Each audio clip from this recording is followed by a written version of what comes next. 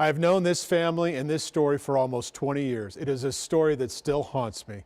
Nevertheless, it is worth telling, so powerful it might make someone never drink and drive again.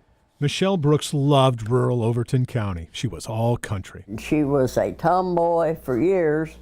She could shoot guns with the next of them. She changed her oil in her car, and she just went four-wheeling with them. And she finally grew up and found this guy that she was crazy about. They'd been dating 5 years.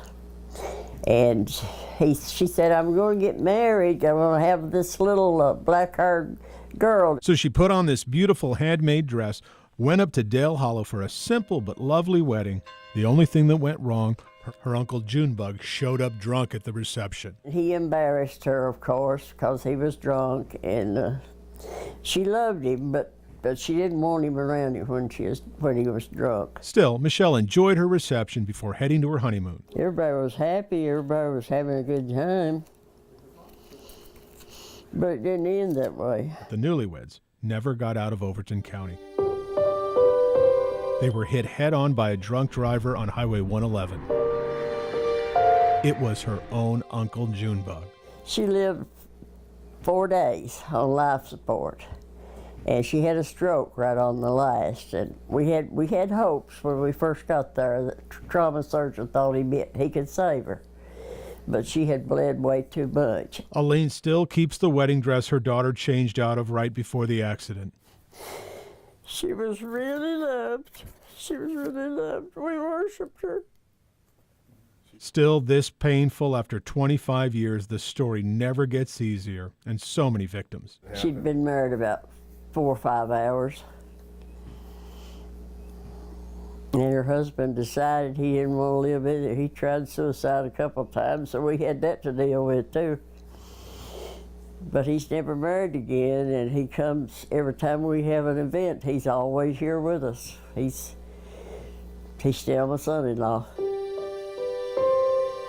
There would be no black-haired babies. These are the last pictures Michelle Brooks ever took in the last hours of her life. That is the story of Sis. It's been a long time now, but the reason for that long pause, there was unfinished business. Carmen Junebug Reagan was sentenced to 6 years in prison. From the day of the accident through sentencing, Aline Davidson never spoke to her brother until she got a call that he was dying of cancer and moved to St. Thomas Hospital. I didn't think I wanted to see him. But I finally got up the brass to go down there and see him, and I was glad I did. I was glad I didn't let him die without me talking to him.